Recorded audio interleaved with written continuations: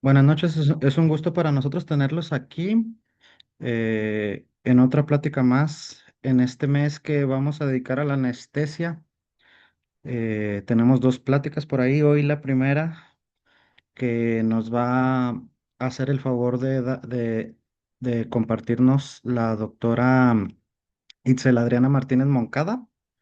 Ella es médico veterinario zootecnista por la Universidad Autónoma de San Luis Potosí. Tiene la especialización en medicina y cirugía de perros y gatos en el Hospital de Pequeñas Especies de la Universidad Autónoma del Estado de México.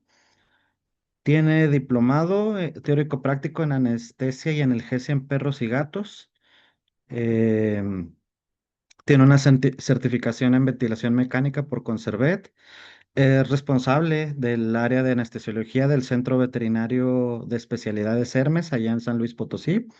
Y es ponente nacional en temas de anestesia y analgesia en perros y gatos, así como miembro activo del Colegio Mexicano de Anestesiología y Analgesia Veterinaria. El día de hoy nos va a ayudar a,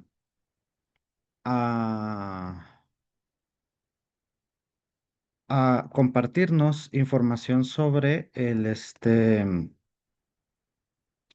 la evaluación anestésica o preanestésica del paciente, ¿no? ¿Qué deberíamos hacer a la hora de que vamos a anestesiar a un paciente? Pues que deberíamos de fijarnos antes de ponerle cualquier cosa, el protocolo anestésico que vayamos a elegir y y en función a eso, pues no meternos en tantos problemas, que bueno, con la anestesia de todos modos hay que tener, no diría que cuidado, pero sí consideraciones, ¿no? Espérame un poquito porque ay, perdón, eso no era lo que quería compartir, es que ando medio perdido aquí. Acá.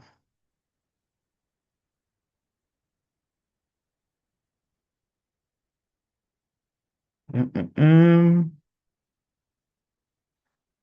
em, aquí.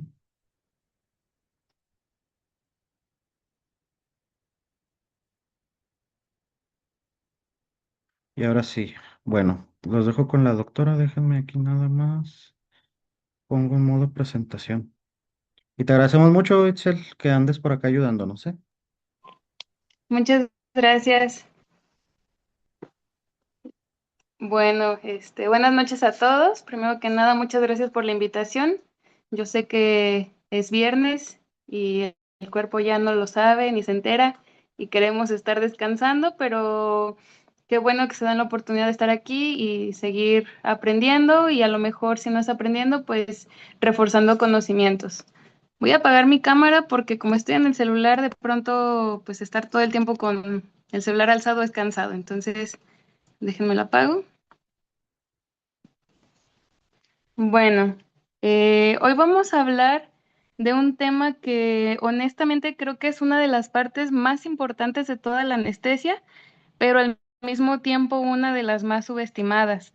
Em, Muchas veces pensamos que la anestesia empieza cuando premedicamos al paciente o cuando ya lo inducimos o incluso me ha tocado médicos que piensan que la anestesia empieza cuando ya abres tu vaporizador, la máquina de anestesia inhalada, pero realmente la anestesia empieza mucho antes.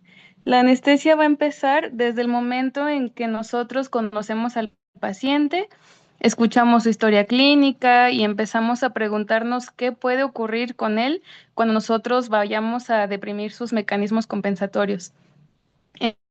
Probablemente las personas que estén aquí, que ya hayan hecho anestesia, han tenido al menos un paciente que cambió por completo la manera de evaluar los riesgos anestésicos.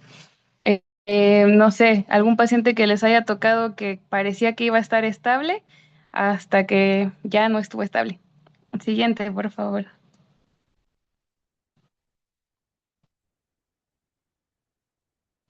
¿Le pueden cambiar? Gracias. Bueno, aquí me gustaría preguntarles algo. ¿Quién de ustedes ha tenido un paciente que parecía que estaba estable y empezaron ustedes a la inducción y entonces ya todo cambió? Yo creo que todos hemos tenido al menos uno. Ese paciente que de pronto hipotensión severa, el que empezó a desarrollar arritmias inesperadas, o incluso aquel paciente que nosotros no nos lo esperábamos y fallece.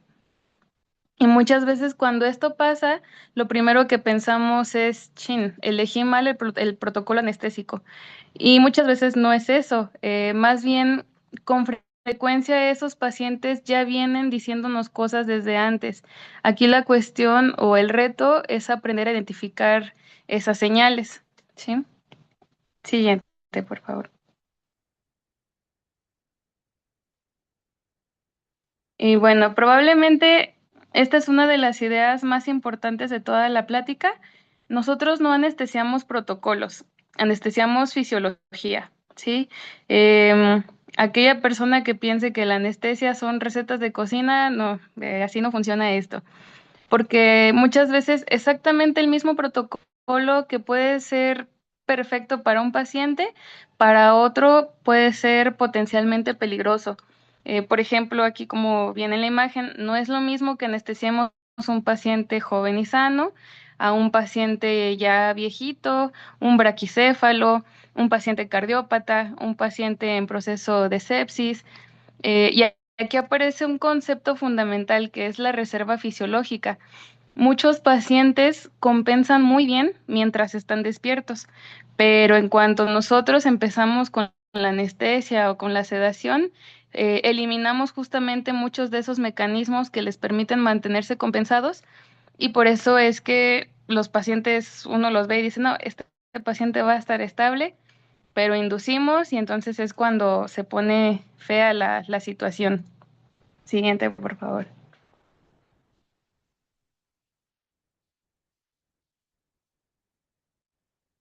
Y bueno, entonces si ya les estoy comentando que la evaluación preanestésica no es para decidir si un paciente, digamos, aguanta o no aguanta la anestesia, ¿para qué nos sirve? La evaluación preanestésica nos sirve para identificar riesgos, reconocer cuáles de esos riesgos podemos modificar y cuáles de plano no, para individualizar el plan anestésico. Como les comento, ningún plan anestésico es igual que otro, siempre va a variar de paciente a paciente. Sirve también para anticiparnos a los problemas antes de que aparezcan. También nos va a ayudar a decidir qué recursos vamos a necesitar durante el procedimiento y durante la recuperación, ¿sí? Porque recuerden, así como la anestesia no empieza cuando inducimos, tampoco termina cuando cerramos la anestesia inhalada. Termina hasta que el paciente ya está totalmente despierto. Y también la evaluación preanestésica nos va a ayudar con un tema muy importante que es comunicar adecuadamente esos riesgos al propietario. Ahorita ya lo vamos a ver más a fondo, pero es importante ese tema. Muchas veces la diferencia entre una anestesia tranquila y una anestesia caótica no está en cómo nosotros resolvemos la crisis, está en cuántas crisis logramos prevenir con esta evaluación preanestésica. La siguiente, por favor. Entonces, bueno, si yo tuviera que resumir estas primeras diapositivas solo en una idea, serían esta, que es la que me gustaría que se lleven a casa. La evaluación preanestésica es la primera fase de la anestesia, no se les olvide, porque sí me ha tocado de verdad muchas veces que les pregunto ahí a los estudiantes de la clínica, ¿cuál es la primera fase de la anestesia? Y yo, de inducción. No, es la evaluación preanestésica. Hay que dejar de verlo como un requisito administrativo antes de la cirugía, tampoco es una lista de casillas por llenar de, ah, sí, ya le pregunté, ya le dije, no, tampoco es una herramienta, y esto es muy importante, el que hagamos una evaluación preanestésica no significa que eliminemos por completo el riesgo anestésico, ¿sí? Es más bien la herramienta para reconocer riesgos, mejorar aquello que sea modificable y tomar decisiones más informadas antes de inducir a nuestros pacientes. Porque muchas veces la diferencia entre una anestesia segura y una anestesia complicada empieza mucho antes de la inducción. Bueno, ahora que entendemos por qué evaluamos al paciente, la siguiente pregunta es, ¿qué es realmente una evaluación preanestésica completa? Siguiente, por favor. Mm, bueno, como les comentaba, hay una diferencia enorme entre hacer una evaluación preanestésica y comprender realmente al paciente que tenemos enfrente. Muchas veces nosotros reducimos la evaluación o ya está es rutina. Llega el paciente, toma signos vitales, solicitas estudios, perfil integral para todos por parejo, no sabemos ni por qué. Le asignamos una clasificación ASAC, que a veces también no la entendemos de manera correcta, llenamos los formatos y listo. Pero la evaluación completa es mucho más que eso. Se trata de integrar toda la información para intentar responder una pregunta en concreto, que es, ¿cómo creemos que este paciente va a responder al estrés transquirúrgico? Y esa respuesta es la que finalmente va a guiar nuestras decisiones anestésicas. Siguiente, por favor. Y bueno, con esto yo no les quiero decir que los checklists sean malos. De hecho, ayudan muchísimo, mejoran enormemente la seguridad del paciente durante la cirugía. Yo uso mucho los checklists mentales para preparar el quirófano, por ejemplo, tengo una lista y siempre trato de hacer lo mismo en el mismo orden porque si no siento que algo ya no está funcionando. Pero el problema aparece cuando nosotros confundimos estas listas con el razonamiento clínico. Estas listas nos van a ayudar a no olvidar pasos importantes, pero el razonamiento clínico es el que nos va a ayudar a interpretar qué significan estos hallazgos para ese paciente en concreto. Y aquí es donde entonces la evaluación preanestésica deja de ser una lista de tareas y se va a convertir en una toma de decisiones clínicas, ¿sí? Todo de manera consciente y todo de manera razonada. Siguiente, por favor. Bueno, hay algo que a mí personalmente me transformó la manera de evaluar pacientes.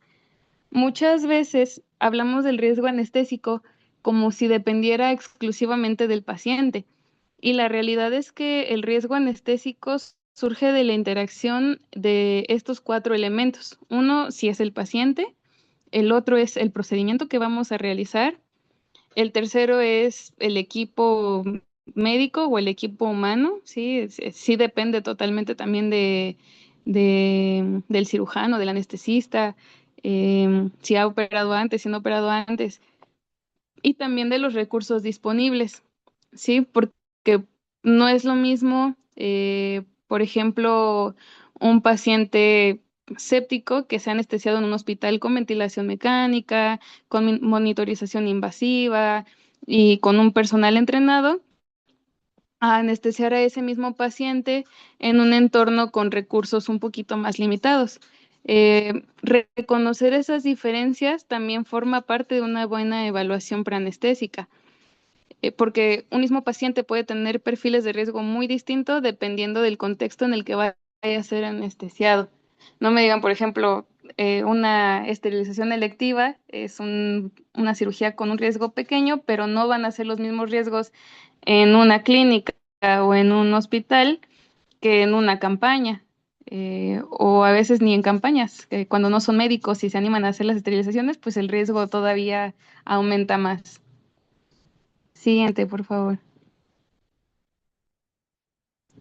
Entonces, cuando nosotros evaluamos al paciente, uno de los errores más frecuentes es centrarnos exclusivamente en el diagnóstico, ¿sí?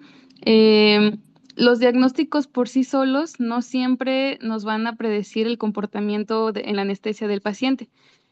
Puede haber dos pacientes con la misma enfermedad y responder de manera completamente distinta. Incluso aunque uses el mismo protocolo, la forma en que va a comportarse el paciente durante la anestesia no va a ser la misma. Por eso, más allá de preguntarnos qué enfermedad tiene el paciente, debemos preguntarnos qué tan compensado está, cómo está funcionando su sistema cardiovascular, cómo está ventilando, cómo está perfundiendo y cómo está su estado neurológico.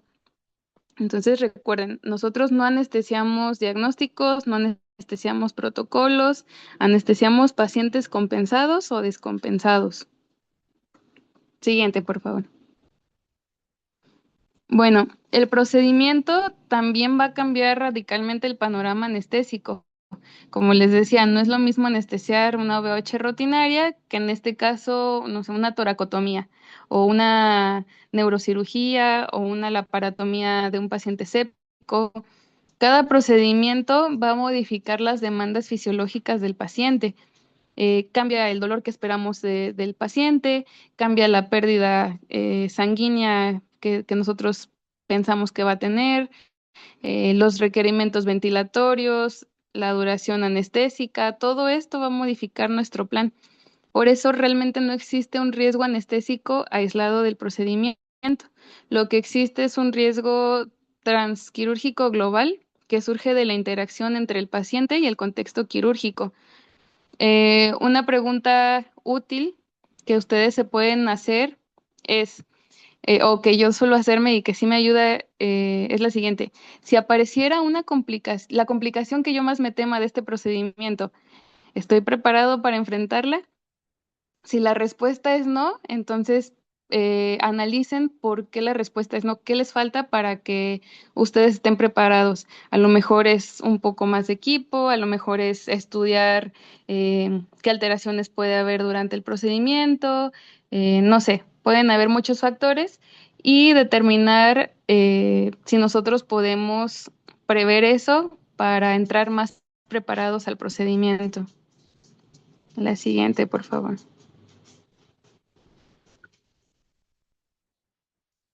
Bueno, aquí hay otra cosa muy importante. La evaluación preanestésica también depende del tiempo que nosotros tengamos disponible, porque no podemos evaluar en el mismo tiempo a la paciente que va a entrar a una OVH electiva, al paciente que llega con el vólvulo gástrico, o un paciente que llega con un hemoabdomen, o la cesárea que ya llegó de urgencia. En procedimientos selectivos nosotros solemos tener todo el tiempo del mundo para pedir estudios, para corregir alteraciones en el paciente o incluso podemos posponer el procedimiento. Pero en pacientes críticos, pues no nos podemos dar ese lujo. Aquí aparece una idea fundamental.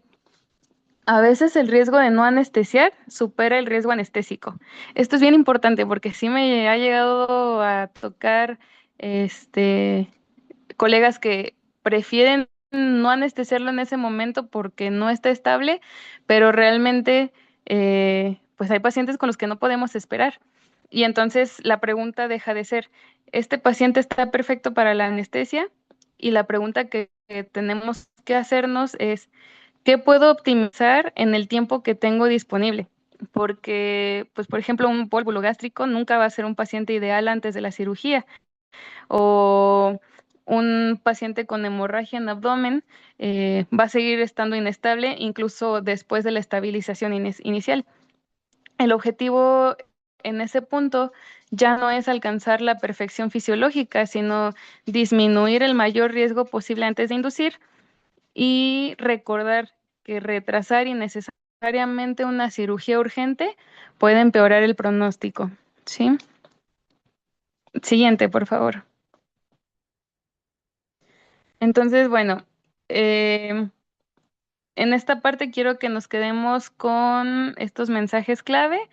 La evaluación preanestésica no es una lista de pasos antes de la cirugía, es un proceso dinámico, es una toma de decisiones clínicas y hay que recordar que una de las habilidades más importantes en la anestesia no es memorizar protocolos.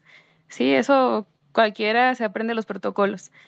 Aquí la cuestión es aprender a identificar los riesgos, priorizar las intervenciones y adaptar nuestras decisiones al contexto real del paciente. Si nosotros logramos cambiar la forma en que pensamos la evaluación preanestésica, es bien probable que también cambiemos la forma en que anestesiamos. Entonces, ahora sí vamos a hablar de cómo llevamos todo esto a la práctica. Siguiente, por favor.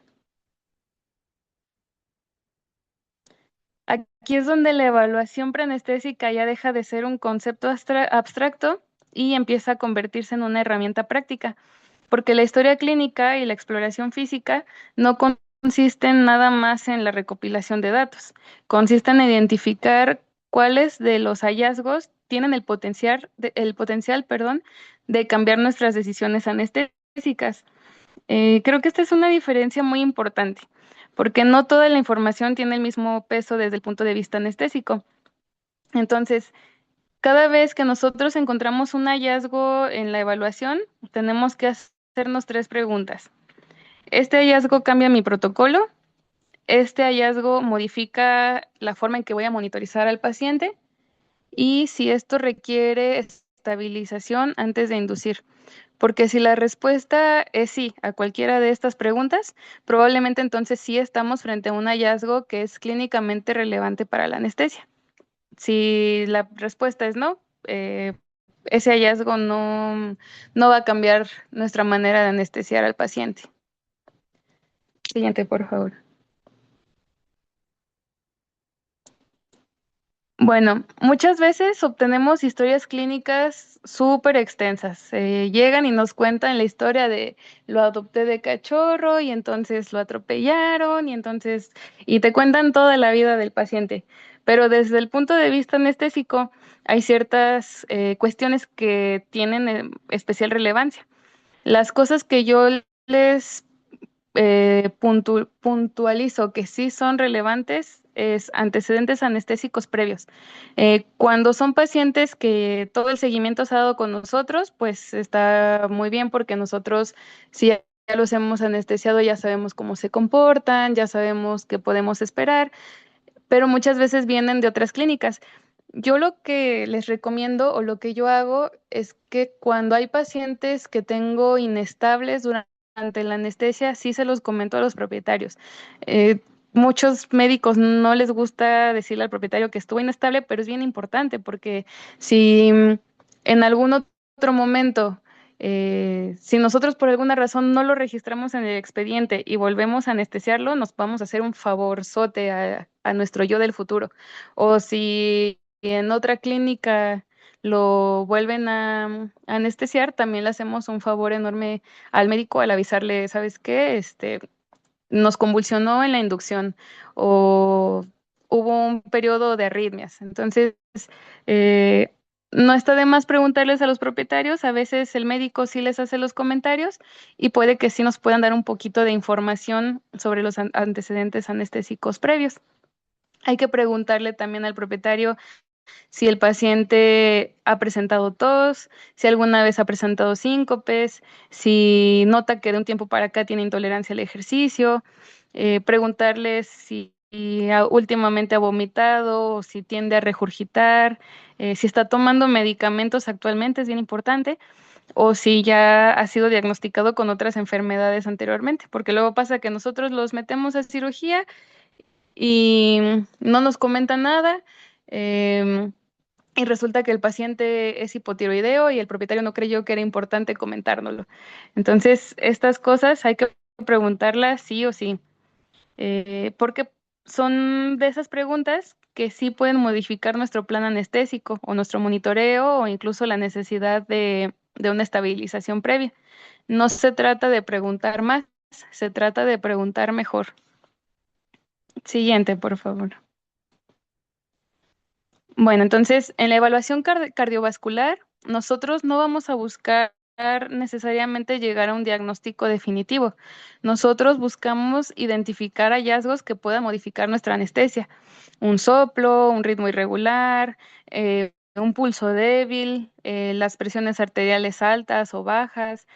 Todo esto nos puede llevar a replantearnos el protocolo, la monitorización o la necesidad de estudios adicionales. Y aquí vale la pena recordar algo, no todos los soplos van a cambiar nuestro plan anestésico, pero todos merecen una decisión consciente. Obviamente, si escuchamos un soplo, bueno, tal vez me parece que más adelante lo voy a volver a mencionar, pero si es un paciente cachorro, que es un soplo fisiológico, pues a lo mejor no nos preocupa tanto. Así ya es un paciente con un soplo avanzado. ¿Sí? Siguiente, por favor. Bueno, la evaluación respiratoria y de la vía aérea. Esta es una de las evaluaciones más importantes para el anestesiólogo, porque muchas complicaciones relacionadas con la vía aérea pueden anticiparse, si no es que la mayoría. El paciente braquicéfalo ya sabemos que tenemos que preoxigenarlo de ley.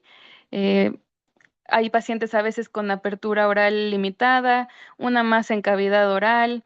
Todos estos pacientes requieren planificación específica y aunque no todas las vías aéreas difíciles se pueden predecir, muchas sí pueden anticiparse. Y anticiparlas puede cambiar por completo el desenlace anestésico. Aquí yo les voy a contar una historia. Hace un tiempo nos llegó un labrador con vólvulo gástrico. Obviamente es un paciente que no podíamos revisar tan minuciosamente.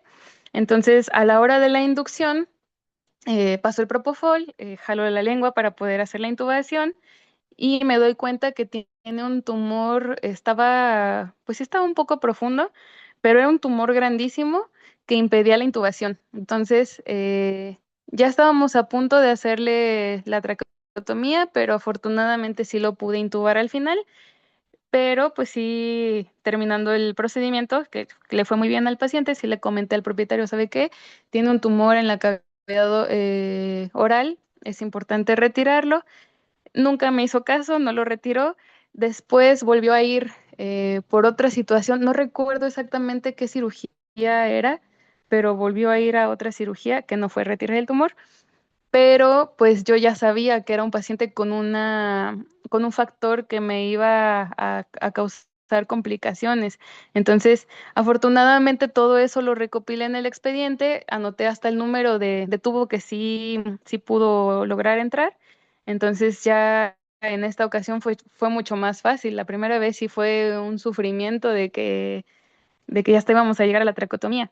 Entonces, este paciente, si no hubiera llegado con vólvulo gástrico y que era un paciente que sí se dejaba revisar, no sé, que hubiera ido a una esterilización, si yo revisaba la cavidad oral en la evaluación preanestésica, me hubiera dado cuenta de ese tumor y hubiera anticipado este problema. ¿Sí? Siguiente, por favor. Bueno, antes de inducir la anestesia, es fundamental preguntarnos si el paciente realmente está preparado desde el punto de vista hemodinámico. Hay que ver cómo están sus mucosas, cómo es su perfusión, si existe evidencia de deshidratación o de hipovolemia. Y en caso de que exista, es algo que nosotros todavía podemos optimizar antes de inducir. A veces no necesitamos posponer la cirugía, simplemente una terapia de choque antes de entrar a cirugía ya nos da una pauta, ¿sí? Muchas veces estos hallazgos son susceptibles de estabilizar y puede influir significativamente en la respuesta anestésica. Entonces, identificarlos a tiempo nos permite tomar decisiones más seguras. Siguiente, por favor.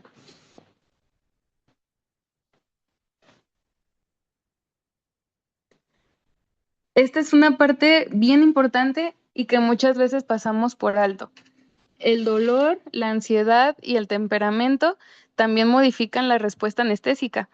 Ese gato que llega súper asustado o el perro que es bien reactivo o el paciente con dolor intenso, todos ellos se comportan como pacientes fisiológicamente distintos porque el estrés modifica la liberación de catecolaminas, el consumo de oxígeno y nuestras necesidades farmacológicas. Entonces, evaluar la conducta también forma parte de una buena evaluación anestésica y es bien importante porque el paciente reactivo va a necesitar dosis más altas de los fármacos y nosotros después podemos caer en una sobredosificación. Entonces, es importante la evaluación preanestésica porque ya desde que te dicen, ¿sabe qué? Viene valoración para cirugía, pero es que es bien agresivo, doctor. Ah, ok, entonces yo ya sé que tengo que mandarle algún medicamento para que el paciente vaya a la cirugía más calmado. En gatos, pues podemos trabajar muy bien con la gabapentina, también podemos trabajar con la trazodona, aunque yo prefiero un poquito más la gabapentina. En perros podemos trabajar también con gabapentina, con melatonina, con trazodona, y créanme que si hace la diferencia. O sea, que el paciente llegue un poquito más relajado, nos facilita desde el manejo, nos facilita la inducción, el despertar, porque un paciente que inducimos y que se anestesió todo eufórico, al despertar también va a despertar de la misma manera. Entonces, si nosotros disminuimos esa ansiedad, por donde quiera que lo vean, a nosotros nos va a favorecer. Siguiente, por favor.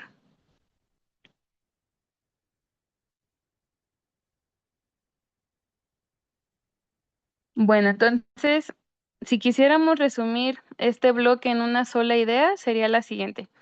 La historia clínica y la exploración física no consisten en encontrar hallazgos interesantes, consisten en reconocer cuáles de esos hallazgos tienen el potencial de modificar nuestras decisiones anestésicas, porque una buena evaluación preanestésica no depende de cuánta información reunimos, depende de qué hacemos con esa información.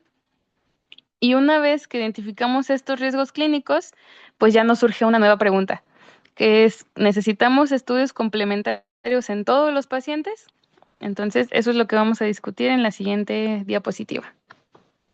Los estudios complementarios forman parte de la evaluación preanestésica, pero no se debe de entender como un requisito administrativo ni como un protocolo que se aplica automáticamente a todos los pacientes. Lo que les decía, no piensen que perfil integral para todos, electrocardiograma para todos, tiempos de coagulación para todos.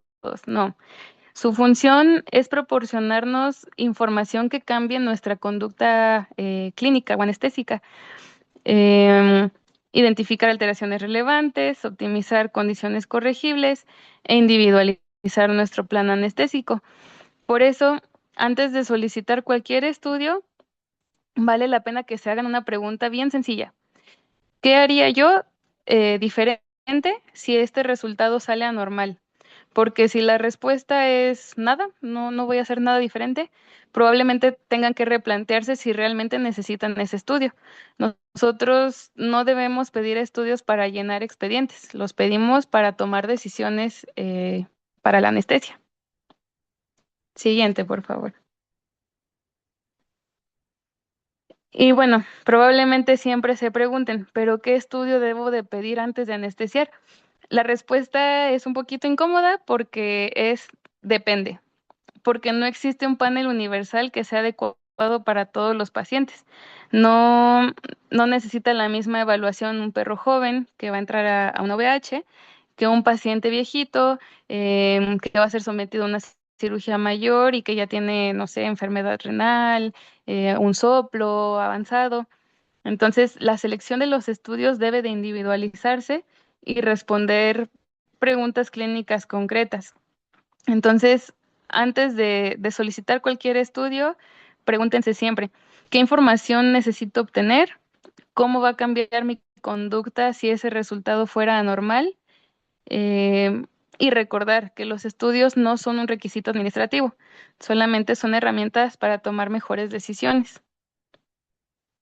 Siguiente, por favor.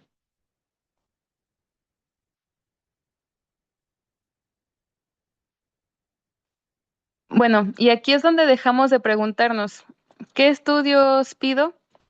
Y empieza la pregunta, ¿qué información necesito para tomar mejores decisiones? Porque, como les comentaba, más importante que memorizar listas de estudios es entender qué información me aporta cada uno y cómo esa información podría mejorar nuestro manejo anestésico. Por ejemplo, en un paciente cardiópata, pues sí, yo sugeriría que se mida la presión arterial, que se haga un ecocardiograma, que se haga un electrocardiograma en caso de que lo vea necesario. En pacientes con problemas respiratorios o con sospecha no sé, un tumor de glándula mamaria, definitivamente yo pediría placas radiográficas, un ultrasonido abdominal. Si es un paciente con problemas de hemostasia, pues hacemos un perfil de coagulación o cuando van a ser pacientes que sabemos que es una cirugía que va a sangrar demasiado, también los tiempos de coagulación sería bueno realizarlos. Entonces, pues más que memorizar los estudios y decir a todos pedimos esto, es entender qué información va a aportar y cómo va a cambiar mi manejo. Siguiente, por favor.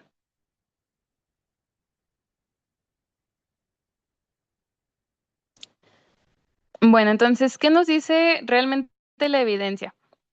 Hay estudios que sí nos dicen que incluso en pacientes aparentemente sanos podemos nosotros encontrarnos hallazgos inesperados, pero también nos dice que muchos de esos hallazgos no van a modificar nuestra conducta anestésica. Entonces, eso nos lleva a que el verdadero reto no es decidir si debemos pedir más o menos estudios. El reto es identificar cuáles de ellos tienen el potencial de aportar información relevante y cambiar nuestras decisiones, porque al final el valor de un estudio no está en detectar alteraciones, sino en ayudarnos a tomar mejores decisiones. Sí. Siguiente, por favor. Bueno, como les decía, el objetivo de los estudios no es detectar alteraciones nada más por detectarlas. Su verdadero valor está en nuestra capacidad para transformar esa información en acciones concretas, porque, bueno, ya, tenemos un resultado anormal por sí solo, pero ese resultado no va a tomar decisiones. Nosotros tenemos que preguntarnos si es clínicamente relevante, si existe algo que podamos optimizar, si vamos a modificar nuestro protocolo anestésico o nuestro monitoreo y, e incluso podemos llegar a preguntarnos si es seguro entrar al procedimiento o si debemos posponerlo. Recordemos que al final los cirujanos siempre van a decir que el quirófano es el lugar donde ellos mandan, pero eso es una mentira. El anestesista es el que manda en el quirófano, es el que toma las decisiones de si el paciente entra o no. Si el paciente se inestabiliza, tenemos que corretear al cirujano, incluso a cerrar, aunque no corrija al 100% el problema.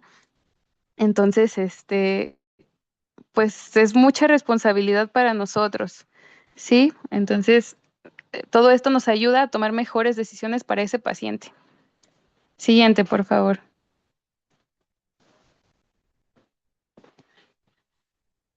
Bueno, entonces aquí vamos a poner en práctica lo que ya revisamos hasta ahorita.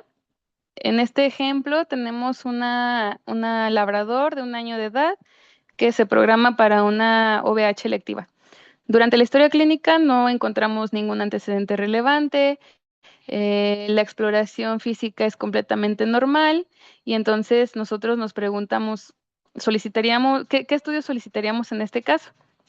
No sé si aquí alguien quiera participar y decirme si solicitarían algún estudio.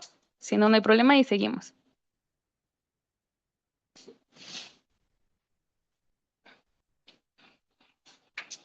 ¿No? Bueno, eh, aquí quiero enfatizar algo bien importante. Probablemente vamos a obtener respuestas bien diferentes dependiendo de a quién le preguntemos. Algunos pueden decir que solicitarían un hemograma y una química sanguínea básica, otros pueden decir que el perfil integral completo, otros van a decir que no realizarían ningún estudio adicional si es joven y si es aparentemente sano. Y más que preguntarnos qué es lo que siempre debemos pedir, la pregunta clave es, ¿esa información va a modificar mi conducta anestésica? ¿Yo cambiaría el protocolo o la monitorización? Eh, Como les digo, no existe una respuesta única, correcta a qué estudios realizar. Lo importante es que nuestras decisiones sean individualizadas y que podamos justificar por qué determinada prueba sí la vamos a hacer y por qué sí aporta valor en ese paciente en específico. Siguiente, por favor.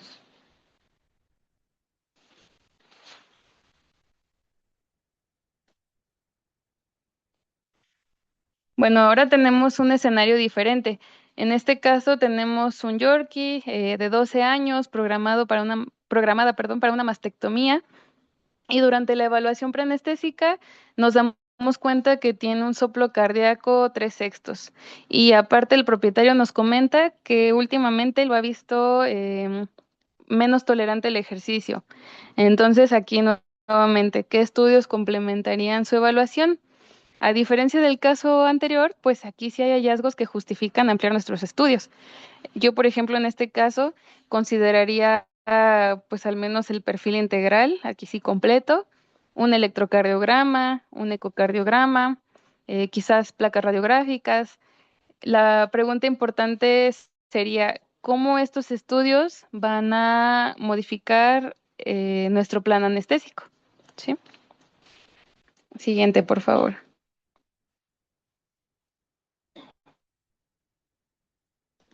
Bueno, después de revisar estos escenarios, yo creo que hay 4 ideas que vale la pena que se lleven a casa.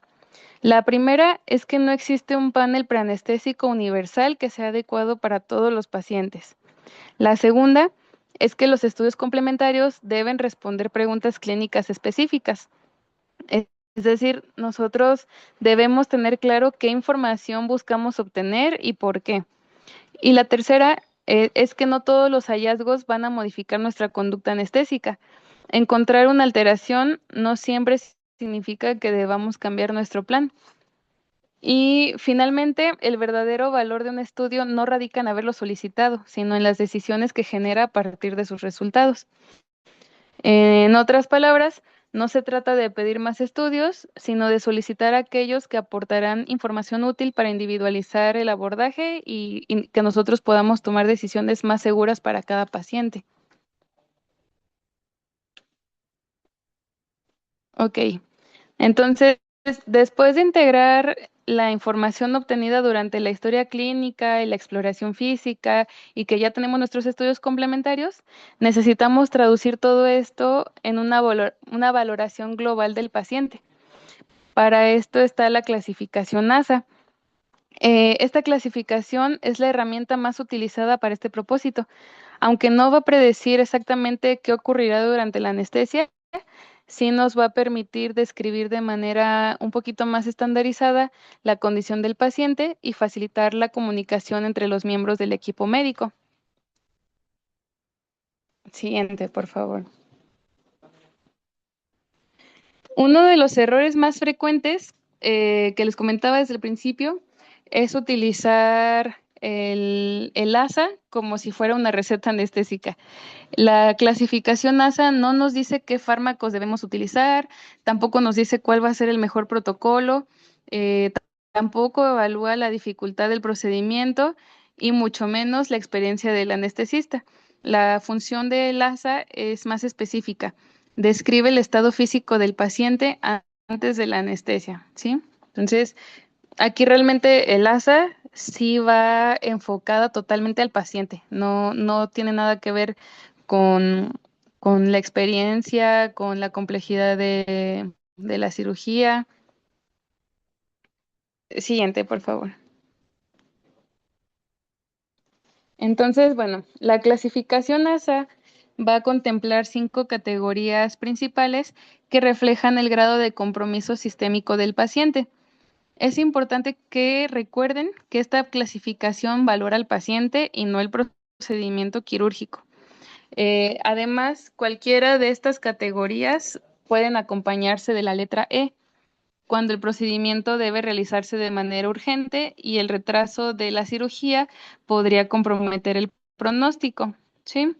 Em, Esta parte es bien importante que le quede clara al propietario, el riesgo anestésico, porque ustedes se van a evitar muchos problemas.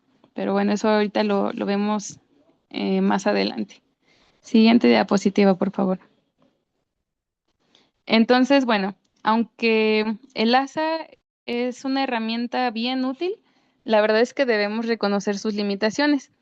Por ejemplo, 2 pacientes con la misma clasificación ASA pueden enfrentar riesgos transquirúrgicos bien distintos dependiendo del procedimiento al que van a ser sometidos, aquí sí, de los recursos disponibles o de la experiencia del equipo tratante. Por eso el ASA debe interpretarse como una pieza del rompecabezas y no como el rompecabezas completo. Nunca es una herramienta aislada.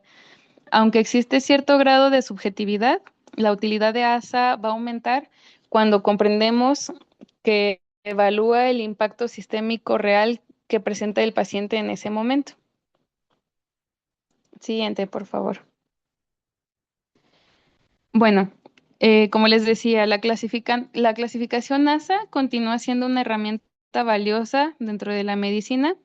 Sin embargo, nunca se les olvide que representa únicamente una parte del proceso de evaluación preanestésica. Su verdadero valor va a aparecer cuando la integramos con la historia clínica, con la exploración física, con los estudios complementarios y con nuestra experiencia clínica. En última instancia, el objetivo no es nada más ponerle una etiqueta al paciente, ASA 1, ASA 2, ASA 3, tú eres ASA 4. No, sirve para utilizar esa información para ofrecer una anestesia más segura y mejor planificada. Con esa valoración global, la siguiente pregunta que tenemos que hacernos es, ¿hay algo que podamos hacer para disminuir ese riesgo antes de la anestesia? Siguiente, por favor. Bueno, una vez que hemos obtenido información a partir de la historia clínica, la exploración, los estudios complementarios y la clasificación ASA, debemos decidir qué hacer con esto. Optimizar no significa esperar a que el paciente sea perfecto, nunca. Significa reconocer cuáles factores podemos mejorar antes de anestesiar y cuáles simplemente pues debemos de considerarlos dentro del plan anestésico porque no hay poder que lo vaya a optimizar.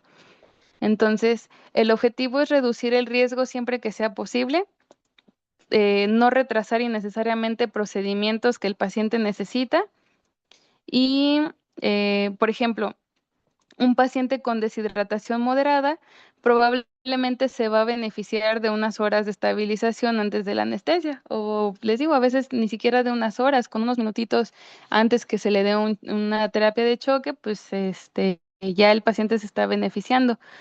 Pero ahora sí que, por ejemplo, esperar semanas para que un paciente con una enfermedad crónica llegue a parámetros ideales, pues quizás nunca vaya a ocurrir y tampoco necesariamente va a mejorar su pronóstico, ¿sí? Entonces hay que saber este, cuándo sí podemos optimizar y cuándo solamente vamos a retrasar innecesariamente. Siguiente, por favor. Entonces, bueno, retomando ese tema, después de la evaluación preanestésica, generalmente nosotros terminamos tomando una de estas tres decisiones. En algunos pacientes podemos proceder sin ningún problema.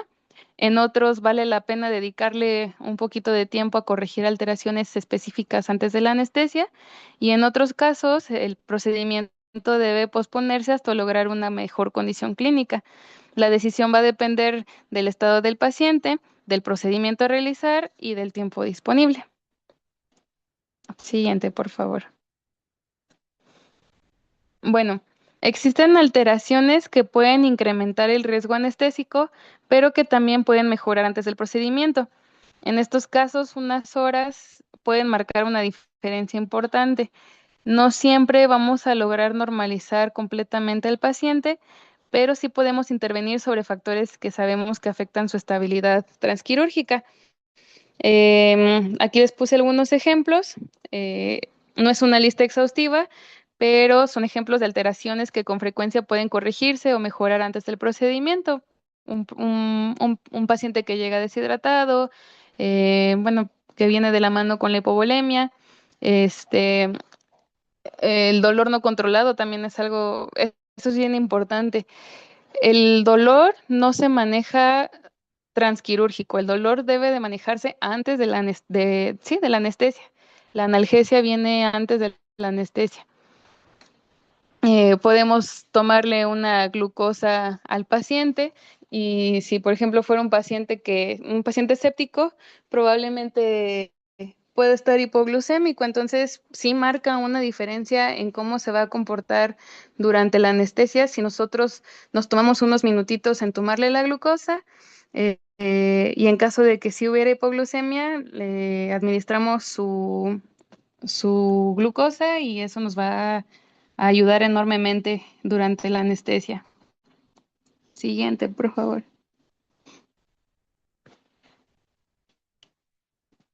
Bueno, también hay que tomar en cuenta que el tiempo disponible para optimizar no siempre va a ser el mismo. Como les comentaba, en procedimientos selectivos, pues tenemos un margen mayor para corregir las alteraciones antes de anestesiar. Sin embargo, en pacientes de urgencia, pues debemos priorizar aquellas intervenciones que realmente van a modificar el pronóstico inmediato. En estos escenarios, retrasar el procedimiento sí puede representar un riesgo mayor que la anestesia propiamente. Siguiente, por favor. Entonces, nuevamente, recordemos que en algunos pacientes optimizar va a implicar posponer el procedimiento y en otros simplemente significa ajustar el protocolo anestésico y proceder. La evaluación preanestésica debe de ayudarnos a identificar oportunidades para mejorar la seguridad del paciente y a tomar decisiones más informadas dentro del contexto clínico en el que nos encontramos. Siguiente, por favor. Bueno, entonces ahora pasamos al tema del ayuno. Tradicionalmente, el ayuno preoperatorio se ha utilizado para disminuir el riesgo de regurgitación y de broncoaspiración durante la anestesia. Sin embargo, ya en la actualidad sabemos que los ayunos excesivamente prolongados tampoco son lo ideal, especialmente en pacientes pediátricos o con ciertas enfermedades concurrentes. Entonces, el objetivo no es que el paciente pase hambre, ¿sí? Porque luego, y eso hay que recalcárselo a los propietarios, porque me pasó hoy, digo, no era para cirugía, pero era para una toma de muestras. Se le explicó al propietario las horas que debía de ir en ayuno el paciente, llega a las 10 de la mañana y me dicen, sí, no he comido ni tomado agua desde ayer a las 8 de la noche. Entonces es como de, no señor, no se trata de eso. Em, el objetivo es encontrar un punto medio entre disminuir el riesgo de broncoaspiración y de evitar restricciones innecesarias. Durante muchos años el mensaje siempre fue, mientras más ayuno, mejor. Pero la verdad es que hoy entendemos que eso no es necesariamente cierto. Siguiente, por favor. Bueno, en términos generales, estas son las recomendaciones que solemos seguir. En perros y en gatos adultos sanos, el ayuno de alimentos suele ser de 6 a 8 horas, mientras que el acceso de agua puede mantenerse hasta 2 horas antes del procedimiento. Ya a mí no me gusta realmente ayunarlos de agua. En pacientes pediátricos, pues es importante reducir la duración del ayuno debido a mayor riesgo de hipoglucemia. Por otro lado, también los pacientes viejitos no suelen beneficiarse de ayunos más prolongados. De hecho, también con ellos debemos de evitar restricciones innecesarias. Eh, Obviamente hay que recordar que estas son recomendaciones generales. Siempre debemos individualizar según la especie, la edad, la condición clínica y el procedimiento. ¿Sí? O sea, hasta en el ayuno nosotros tenemos que individualizar. Siguiente, por favor. Bueno, por supuesto que va a haber pacientes que no van a entrar dentro de esas recomendaciones generales. Un paciente diabético o un paciente críticamente enfermo o uno con alto riesgo de regurgitación probablemente van a necesitar que adaptemos el plan específicamente a sus necesidades. Por eso estas recomendaciones deben de verse solamente como una guía y no como reglas rígidas. Al final, pues el contexto clínico siempre va a importar. Siguiente, por favor. Otra pregunta que seguramente todos nos hemos hecho es, ¿le doy o no le doy su medicamento el día de la cirugía? Y la respuesta también aquí es depende. La mayoría de los tratamientos crónicos no deben de suspenderse de manera rutinaria, porque si ellos ya llevan un tiempo con esa medicación y solo justo el día de la cirugía nosotros los quitamos de golpe, pues más que beneficiarnos podemos descompensar al paciente. Entonces, eh, pues no es la idea. Sin embargo, existen algunos medicamentos que pueden requerir ajustes específicos. Por eso es importante revisar cada tratamiento dentro del contexto clínico del paciente y así evitar decisiones en automático. Siguiente, por favor. La intención de esta diapositiva no es decirles exactamente qué hacer con cada medicamento. Más bien busca que recordemos que hay algunos tratamientos que solemos mantener y otros que ameritan detenernos unos minutitos a pensar antes de tomar una decisión. Y nuevamente, la respuesta va a depender del paciente que tengamos enfrente. Las recomendaciones generales son una guía muy valiosa, sin embargo, el contexto clínico sigue siendo el principal determinante de nuestras decisiones, ¿sí? Em, la verdad es que yo no me gustaría meterme a decirles qué hacer con la insulina o con los IECA o con los hipoglucemiantes, anticoagulantes, porque depende de cada paciente. Hay pacientes en los que sí habría que, a lo mejor no suspenderlos, pero ajustarlos. Hay otros pacientes en los que no es necesario hacer un ajuste. Entonces, depende de las situaciones en específico. Siguiente, por favor. Bueno. Hasta este punto ya revisamos la historia clínica, la exploración física, ya vimos cuándo solicitamos estudios y clasificamos al paciente, pero hay una parte igual de importante. ¿Qué vamos a hacer con toda esta información? Porque identificar el riesgo sirve de muy poco si nosotros no somos capaces de explicárselo al propietario de una manera clara. Sí, la comunicación del riesgo anestésico forma parte de la práctica clínica diaria y nos ayuda a tomar decisiones compartidas. Al final la decisión no va a ser solamente nuestra, ni nada más del propietario, va a ser una decisión compartida. Em, Se trata de establecer expectativas realistas y de fortalecer la confianza con la familia de nuestro paciente. Siguiente, por favor.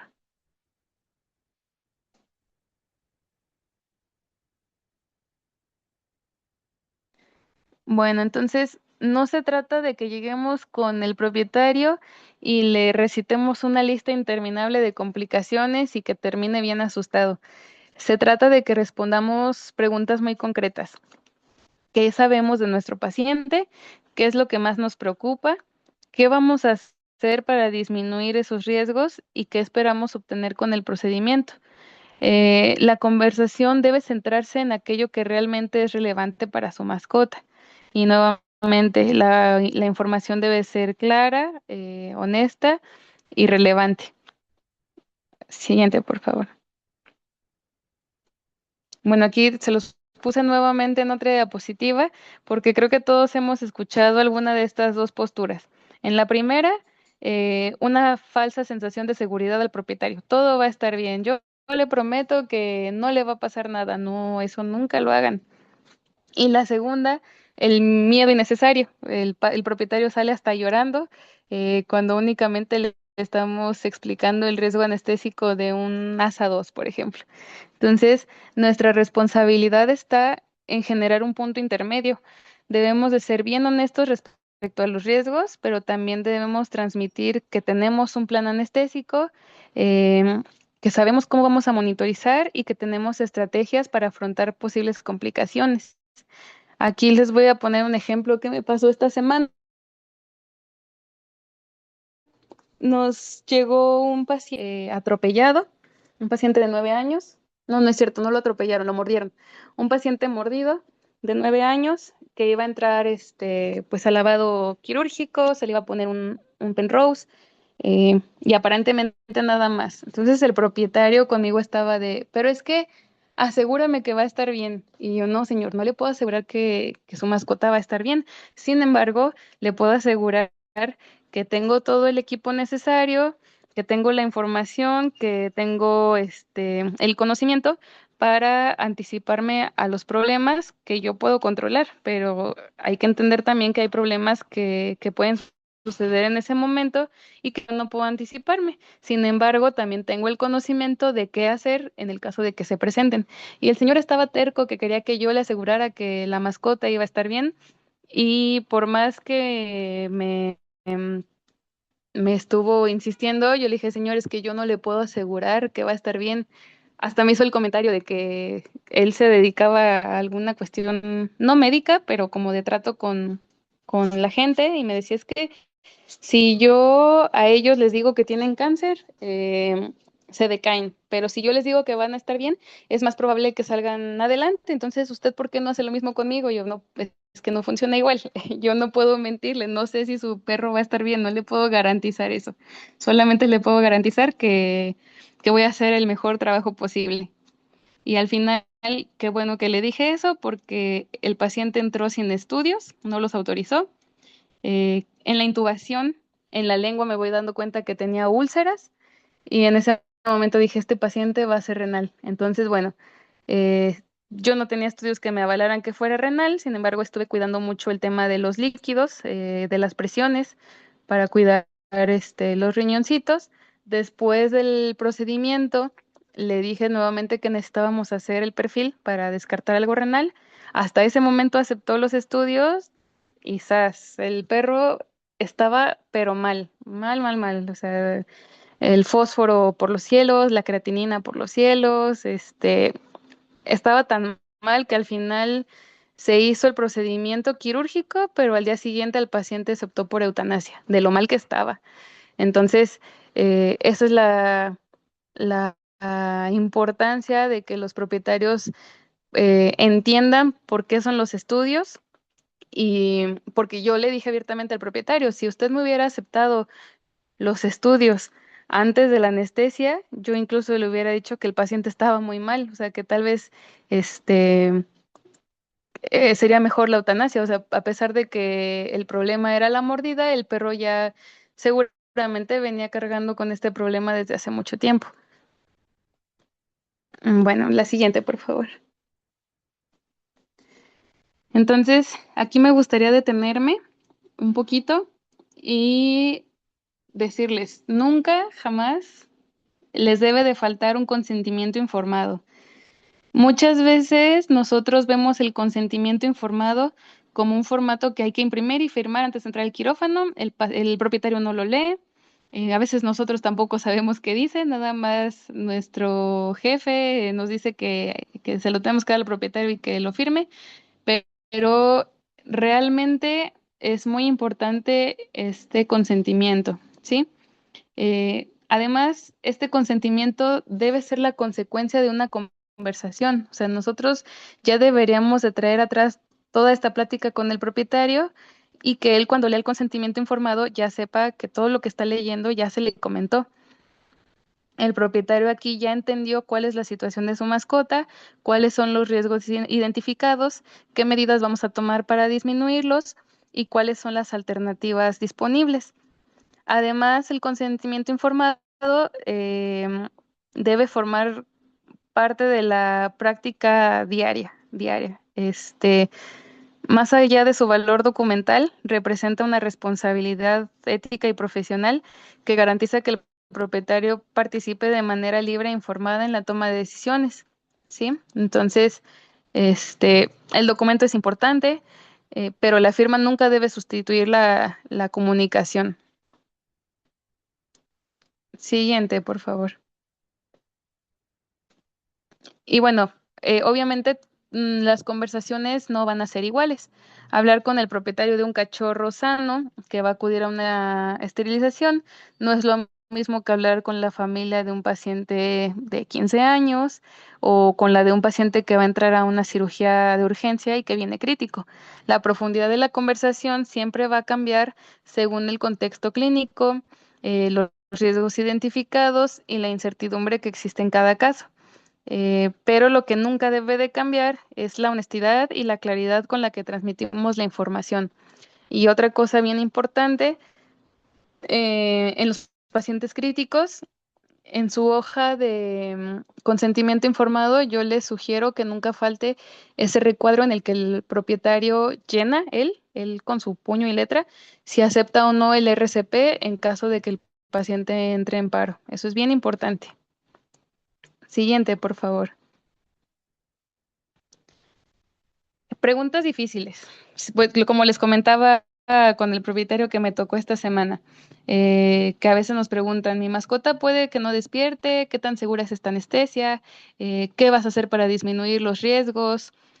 Probablemente ya todos ustedes han recibido estas preguntas y aunque pueden resultar incómodas, pues suelen representar una oportunidad para educar y generar confianza al propietario. En lugar de prometer que nada malo va a ocurrir, podemos explicar qué sabemos del paciente, cómo hemos evaluado su riesgo y cuáles son las medidas implementadas para mejorar su seguridad durante el periodo transquirúrgico. Y la verdad es que también está bien responder, no sé, o sea, si te preguntan, eh, mi mascota va a estar bien, pues sí lo podemos decir, no lo sé con certeza, porque hablar del riesgo anestésico no consiste en predecir el futuro, sino en explicar probabilidades y demostrar que existe un plan. Siguiente, por favor. Entonces, bueno, es importante, eh, o bueno, yo esperaría que los propietarios no esperen que eliminemos todos los riesgos. Algunos sí, algunos quieren que seamos dioses y que su mascota entre sin ningún riesgo, pero yo creo que la mayoría lo que esperan es que seamos capaces de reconocer los riesgos, de explicárselos y de actuar con responsabilidad. Entonces, pues la evaluación preanestésica no termina cuando asignamos la clasificación ASA o cuando ya interpretamos los estudios de laboratorio. La evaluación también implica compartir esa información de manera comprensible para que las decisiones se tomen de forma conjunta y con expectativas más realistas. Siguiente, por favor. Bueno, entonces, para cerrar esta parte, me gustaría integrar todo el proceso en una sola imagen. La evaluación preanestésica inicia con la historia clínica y la exploración física. A partir de ahí, decidimos qué información adicional necesitamos, que es cuando pensamos en los estudios complementarios. Después viene la clasificación ASA. Valoramos si se procede, si se estabiliza o si se pospone. Y consideramos aspectos prácticos como el ayuno y la medicación habitual. Finalmente, toda esa información debe de comunicarse al propietario para construir un consentimiento informado y el plan anestésico individualizado.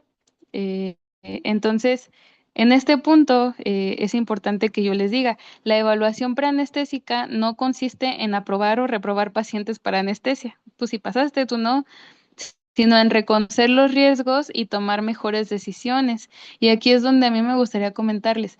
eh, yo cuando doy las pláticas de anestesia, uno de los principales objetivos que tengo es concientizar al médico de que ya nos quitemos esa idea de decirle al propietario, no, su paciente ya no se puede anestesiar porque está viejito.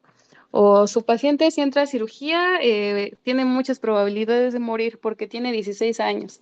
Porque, cómo me llegan a la clínica pacientes así y que les dicen así tal cual el médico, no, es que él ya no se puede anestesiar. Y eso es una mentira. O sea, realmente todo paciente se puede anestesiar, siempre y cuando nosotros sepamos los riesgos, estemos preparados y el propietario también esté consciente de que el paciente puede llegar a fallecer, pero no nada más por la edad. O sea, esto el propietario debe de saberlo ya cuando hacemos nuestra evaluación preanestésica completa.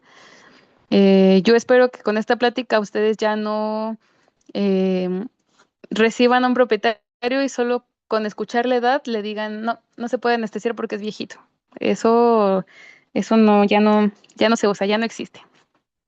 Siguiente, por favor.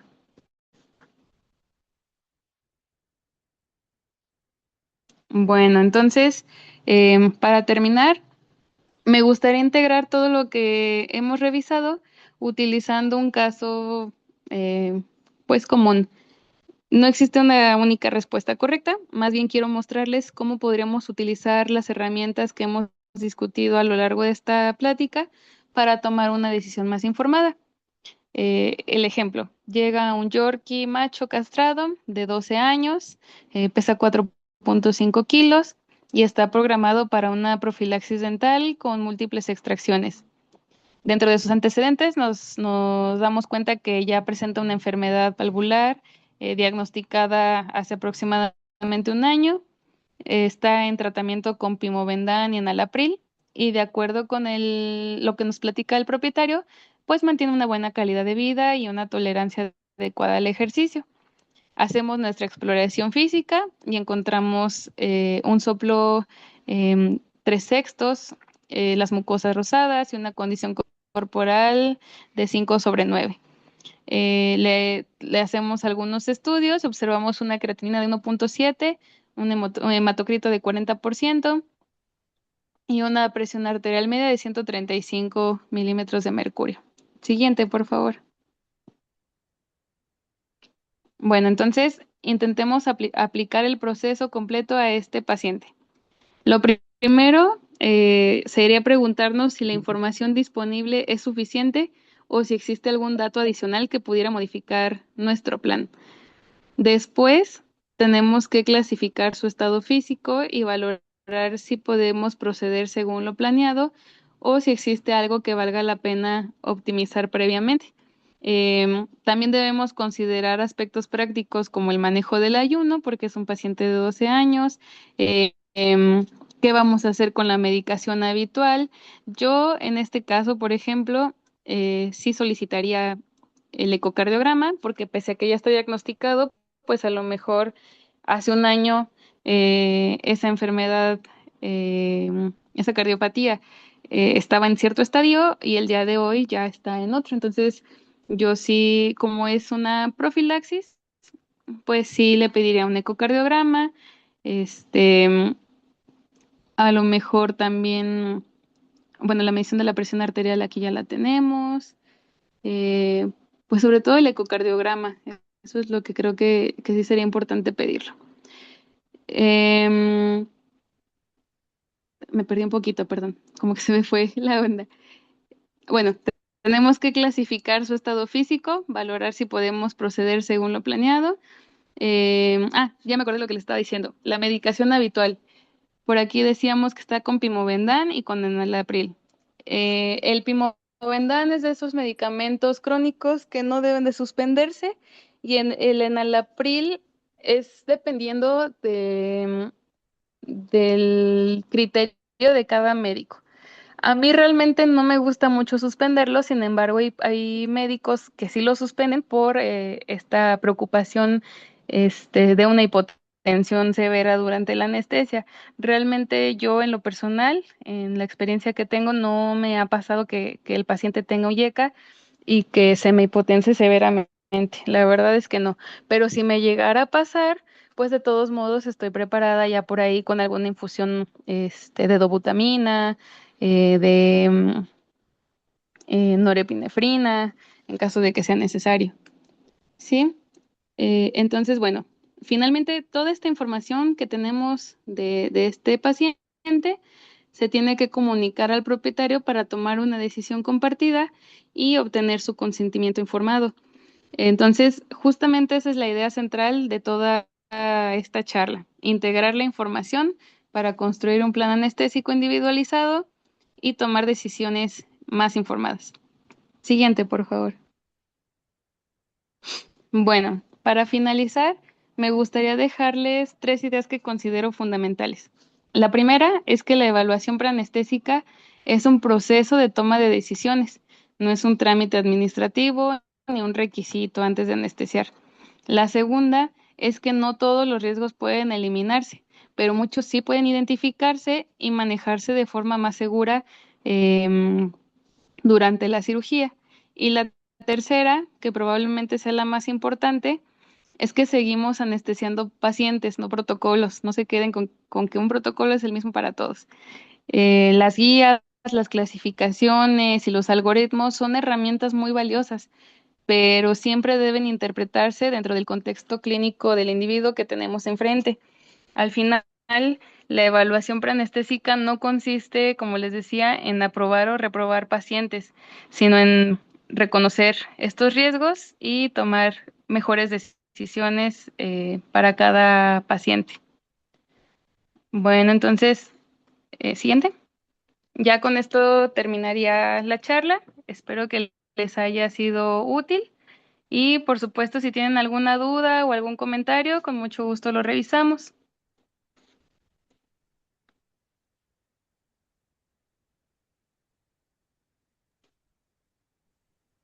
Listo, pues vamos a esperar un ratito a ver si alguien nos deja alguna pregunta. Las preguntas se pueden hacer abriendo su micrófono si ustedes desean o escribirlas en el chat y nosotros se las leemos a la doctora como ustedes prefieran. Mientras, dame un segundo, déjame aquí unas cosas.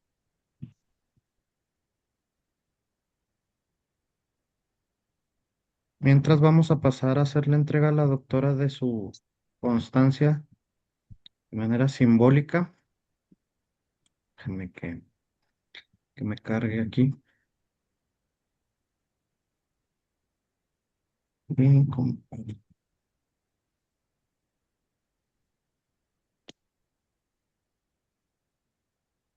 por ahí van a empezar a ver la constancia, ¿sí? PetLab, Servicio de Laboratorio Clínico Veterinario, le otorga la siguiente constancia a la médico veterinario zootecnista especialista Itzel Adriana Martínez Moncada por su participación como ponente en la plática de evaluación preanestésica del paciente que se llevó a cabo hoy, 19 de junio del 2026, con una duración aproximada de 2 horas. Y firmamos un servidor, Javier Castañeda, el moderador, y Carla Ivonne Fernández, también moderadora de la plática. Bueno, vamos a ver si hay algún comentario. Hasta ahorita no veo ninguno. Quizá yo pensaría también, hablando de cosas que tenemos en común, ¿no? De los tiempos de ayuno.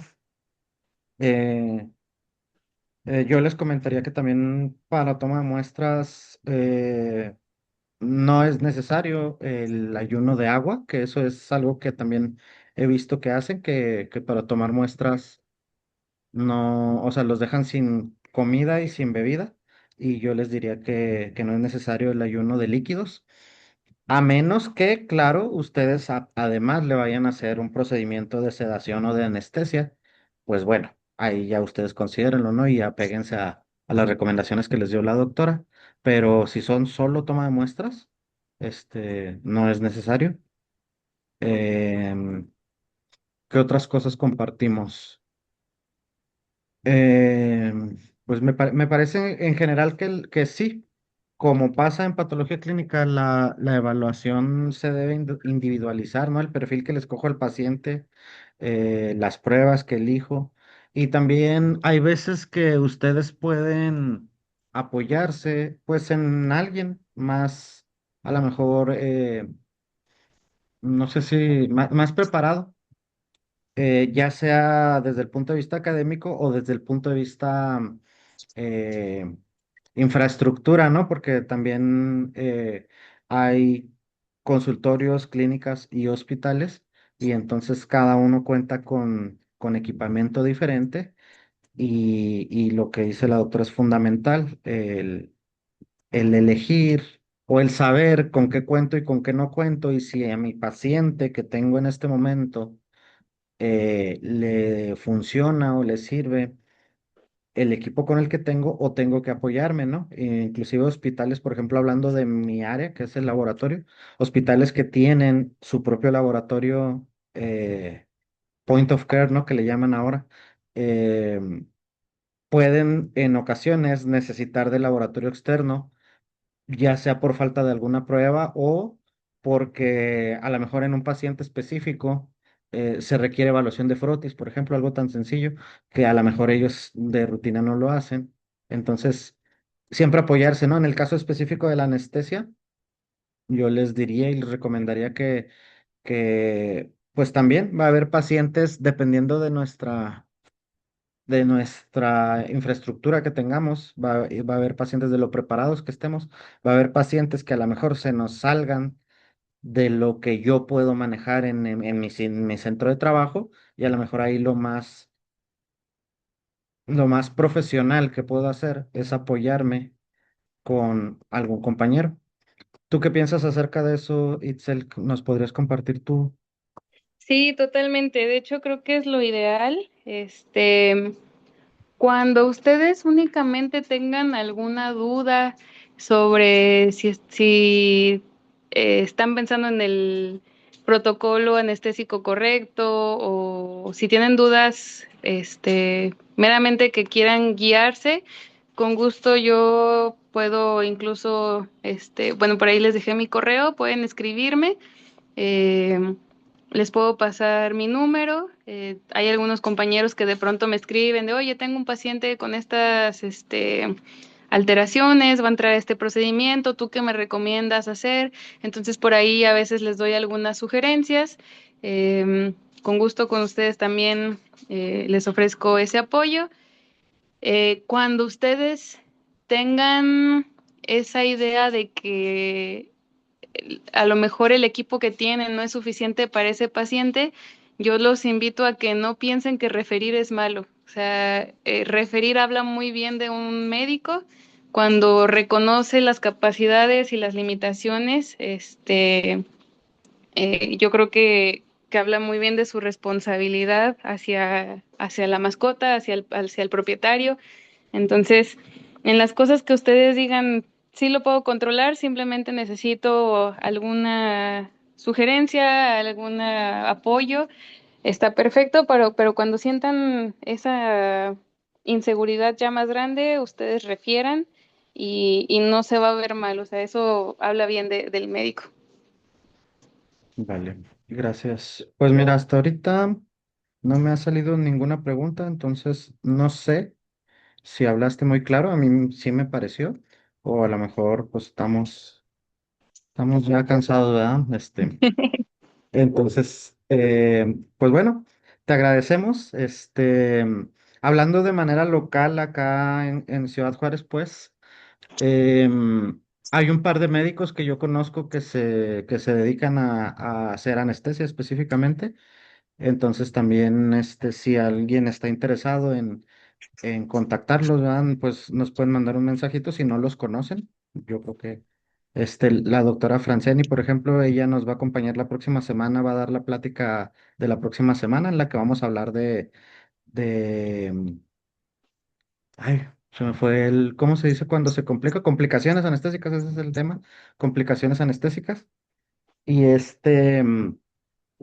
y por ahí el doctor Lomelí, también yo sé que se dedica a hacer anestesia. Incluso me parece que el doctor Lomelí también con algunos médicos, dependiendo de la equipación que tienen, puede trabajar a domicilio. O sea, va a sus clínicas, pues, a ayudarles a anestesiar pacientes. Entonces, son las personas que yo sé. Hay hospitales que están bien equipados, ¿no? En la ciudad, entonces también se pueden apoyar con los hospitales, digamos, más grandes, que tienen a lo mejor una infraestructura que no todos en una clínica o en un consultorio pueden tener acceso, ¿no? Y también si hay alguien aquí en el chat que rente un quirófano equipado, anestesia inhalada, que se lo ponga a la disposición a los demás médicos, con toda confianza también ahí póngase su anuncio, eh, y, y los podemos considerar, ¿no? Si alguien nos pregunta alguna vez. Y pues yo creo que sería todo. Entonces, les agradecemos a todos habernos acompañado, les agradecemos pues el tiempo, la disposición, y a la doctora Itzel también le agradecemos mucho por su plática y esperamos ahí seguir en contacto con ella para cualquier Claro que cosa que sí. se necesite. Muchas gracias. Buenas Bueno, noches a todos. hasta luego, buenas noches.